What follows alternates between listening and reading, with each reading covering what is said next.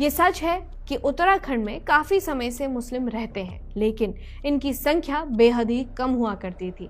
जिहादी इकोसिस्टम बड़ी चालाकी से स्थापित करने पर जुटा हुआ है कि पहाड़ों में तो मुसलमान सैकड़ों सालों से रहते आए हैं, इसीलिए यहाँ पहाड़ों में रहने वाले मुस्लिमों का इतिहास समझना जरूरी है। एक दौर था जब पहाड़ों में कुछ गिने चुने मुस्लिम परिवार होते थे।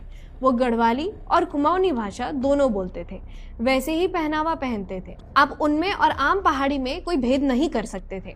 तब ना वहां पर कोई कट्टरता थी, ना कोई भव्य मस्जिद और ना ही अरब से आई वहाबी सोच। समस्या तब बढ़ी जब मैदानी क्षेत्रों से मुसलमानों ने पहाड़ों में घुसना शुरू किया।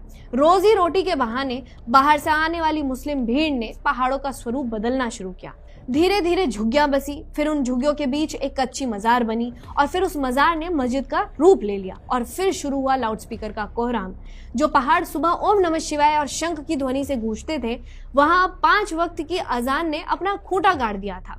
इस क्रोनोलॉजी को समझिए। जैसे जैसे इनकी संख्या बढ़ी, वैसे वैसे पहाड़ों से खौफनाक खबरें आने लगी। लव जिहाद के जरिए हमारी बेटियों को फुसलाकर सहारनपुर, बिजनौर और बरेली के नर्क में धकेला जाने लगा। मतांतरण के रैकेट सक्रिय हो गए। जिस पहाड़ में एक ईंट की मस्जिद नहीं थी, आज वहां कुकुरमुत्तों की तरह मस्जिदें, मजारें और मदरसे उग गए थे। आज जो लोग मुस्लिमों पर अत्याचार का रोना रो रहे हैं, क्या वो बताएंगे कि ये हजारों मस्जिदें रातों रात पहाड़ों की दुर्गम चोटियों पर कैसे पहुंच गई? एक नजर यदि आंकड़ों पर डालेंगे तो पैरों तले जमीन खिसकने वाली सच्चाई से सामना होता है। उत्तराखंड वक्फ बोर्ड के आधिकारिक आंकड़ों के अनुसार टिहरी जिले में 839, पौड़ी में 166, अल्मोड़ा में 107, चंपावत 76, बागेश्वर में 14, पिथौरागढ़ में 14 से अधिक मस्जिदें, दरगाहें और मदरसे हैं।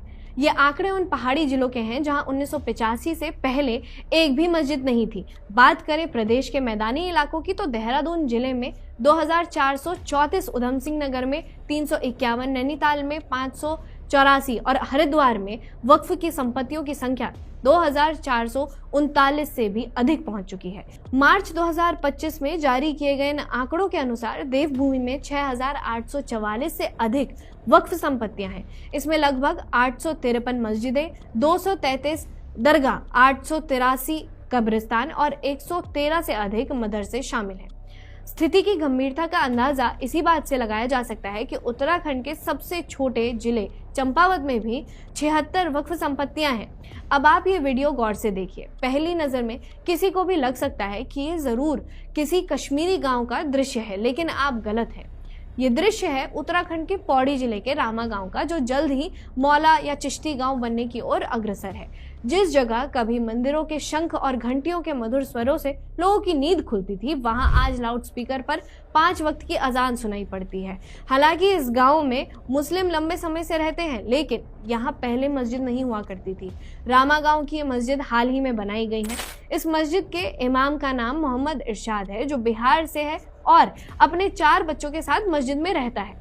रामा गांव की ये मस्जिद केवल एक उदाहरण है। सैकड़ों मस्जिदें देवभूमि के पहाड़ों में बन चुकी हैं, जिनमें से कई में उत्तर प्रदेश, बिहार, बंगाल और यहाँ तक कि कश्मीर से भी मुस्लिम आकर इमाम बन चुके हैं। जो लोग ये ज्ञान देते हैं कि पहाड़ों के मुस्लिम यहाँ के मूल निवासी हैं, उन्हें ये बताना चाहिए कि आखिर ये मूल निवासी मुसलमान पहाड़ों में इतनी मस्जिदें क्यों खड़ी कर रहे हैं और इन मस्जिदों में मौलवी सहारनपुर या मुजफ्फरनगर से क्यों बुलाए जा रहे हैं। तेजी से बदल रही इन परिस्थितियों ने पहाड़ियों का न केवल सच से सामना करवाया, बल्कि उनके अस्तित्व और भविष्य पर भी एक गंभीर प्रश्न चिन्ह खड़ा